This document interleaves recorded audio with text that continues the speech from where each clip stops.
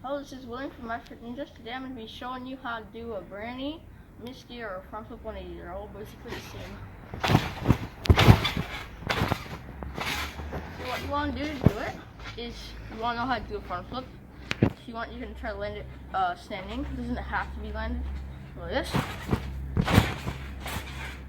And so you just need to know how to do a front flip. And then so you go, if you want to do a Brany, you go front flip. And then you spin at the end. So you do a front flip aiming for your feet, and then but like when you're upside down, you spin a little bit. So it should look like this. Upside down. That's Brany Misty. So for that already, you have to go front flip and then throw right here. Go like this, or like this, or whatever you want.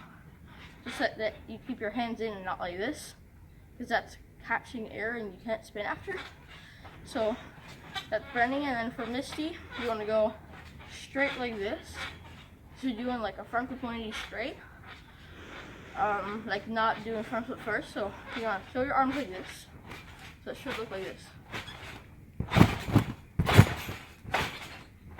So you saw what I did. I just threw my arms here and then just waited and spin till I land my feet. And that's how to do a Brany Misty or 180 front flip tutorial. Bye.